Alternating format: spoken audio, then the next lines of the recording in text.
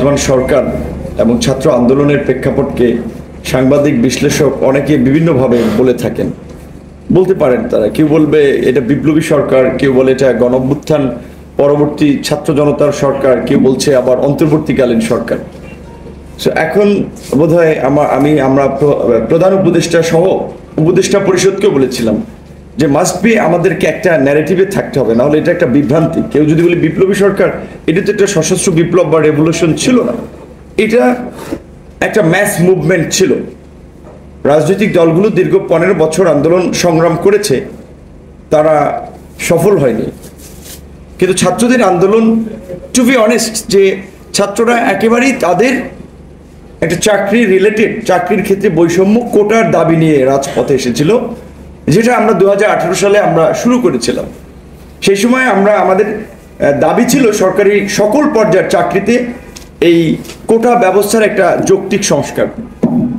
আমাদের দাবি মানা নিয়ে নানান ধরনের তালবাহানা হয়েছিল এবং 8 মাস প্রায় আমরা আন্দোলন করেছিলাম। ফেব্রুয়ারি থেকে শুরু করে অক্টোবরের 4 তারিখে প্রজ্ঞাপন হওয়ার মধ্যে দিয়ে আংশিক বিজয় হয়েছিল এবং আমরা ভেবেছিলাম আর কত করব। আমরা লিটন ভাই একটা ঘটনার কথা, ইনসিডেন্টের কথা উল্লেখ করেছেন।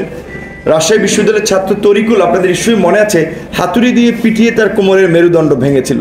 সেই ছেলেটি কিন্তু এখনো তার এই শারীরিক কষ্ট বয়ে বেড়াচ্ছে। শহীদ মিনারে আমাদের ফারুক সহ অনেককে কুকুরের মতো ওইখানে আপনার পিটিয়ে মেরেছিল। মরিয়ম মান্নান নামে একটি মেয়ে, ঢাকা ইউনিভার্সিটি আরো কয়েকটি মেয়ে, তাদেরকে যেভাবে যৌন নিপীড়ন করা হয়েছিল সেটি বলার মতো না। অনেকগুলো ঘটনা, অনেক ত্যাগ স্যাক্রিফাইসের মধ্যে দিয়ে সেই সময় আমরা আংশিক প্রজ্ঞাপন পেয়েছিলাম।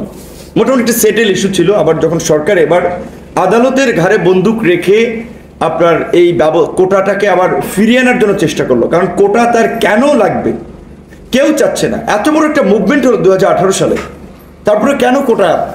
কারণ এইটা একটা ইন্ডিয়ান হেজিমনি, এইটা একটা গভর্নমেন্টের আপনার স্ট্র্যাটেজি, বিশেষ করে তাদের যে চেতনা ব্যবসা।